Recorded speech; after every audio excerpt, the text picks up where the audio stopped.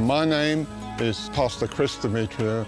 This series is all about Greek words. We're going to pick Greek words in the New Testament and drop them in their setting so they can be an encouragement to you. Chéride, greetings. Welcome to It's All Greek to Me. Here we are in Cyprus, just outside Paphos, at a monastery called Aios Neophytos. And the word for today is the word all or always. And it appears many times in the New Testament. But if I went up to any Greek person here at the monastery today and said Pantah, they would always think always. And yet it's translated in the Bible all. And it makes a big difference when you think of all and always. The story in Luke 21 of the widow with the two mites, it says this, and this is Jesus said, "Truly I'll say to you that this poor widow has put in more than all, for all these out of their abundance have put in offerings for God, but she out of her poverty put in all the livelihood that she had." Now, if we look at Pantah, where it says always, in fact, what Jesus is saying, that she put in always all that she had.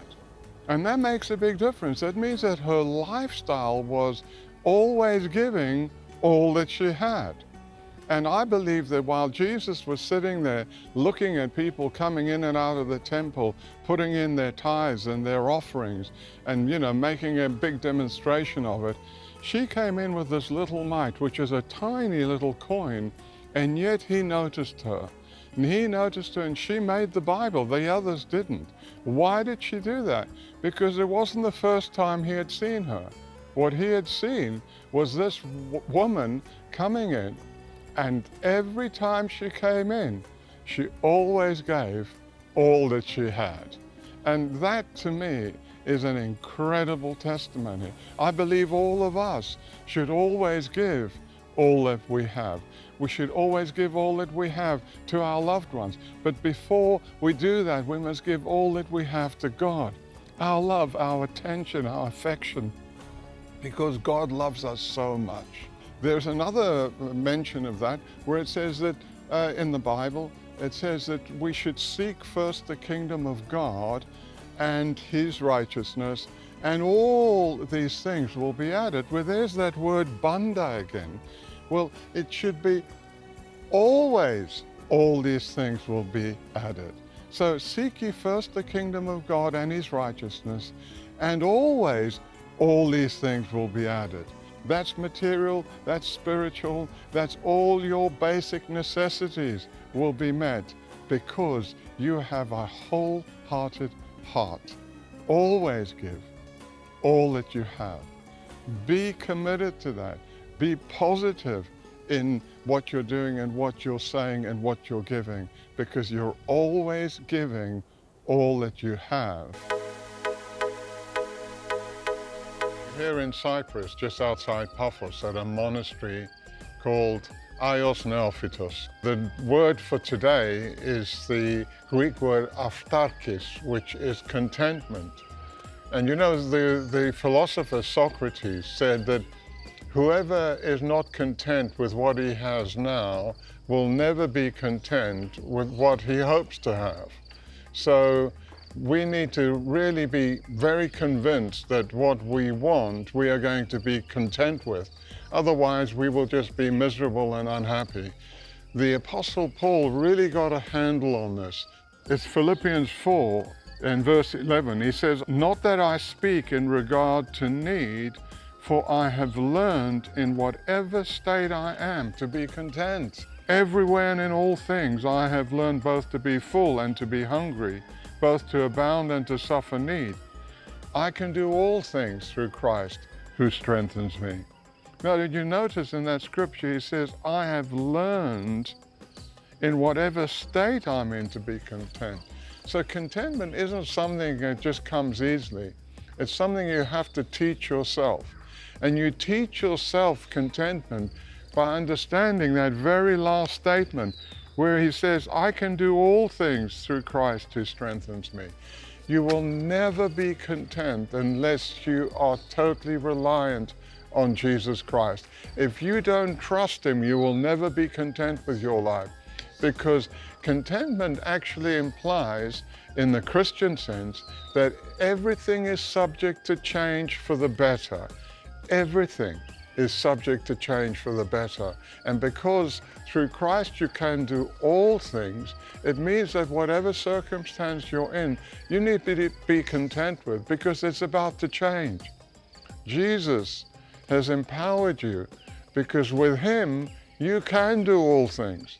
And those things that are holding you back, those things that you're unhappy with, you should just be content in that moment, in that thing, not with negative circumstances, but with the fact that something good is about to happen. Faith is the substance of things hoped for, the evidence of things not seen. Faith is simply having absolute trust in the faithfulness of God. You know, you can do all things through Christ who strengthens you, because Christ is faithful. He will never let you down. Don't hang on to things from the past. Don't look at the future. Look at the now that is about to change. And here we are in Paphos, at a monastery called Aios Neophytos. Today I want to talk to you about a Greek word, Symphoneo. It's to be in agreement. It's where we get the English word symphony. And it's literally to agree in sound. So to be in the same harmony, unity together. So what Jesus is saying in Matthew chapter 18, where he says, again I say to you that if two of you agree on earth concerning anything that they ask, it will be done for them by my Father in heaven. That means that when two of us get together, we've got to make a sound that is totally unified and in harmony. We can't be in disagreement in any shape or form, otherwise that prayer will not be answered. Another scripture says, when two or three are gathered in my name, I am there in the midst of them. Again, it's always about harmony. It's about making the right sounds with our hearts, with our minds, with our spirits, with our souls. That unity, that harmony is what's pleasing to God. But look how powerful it is.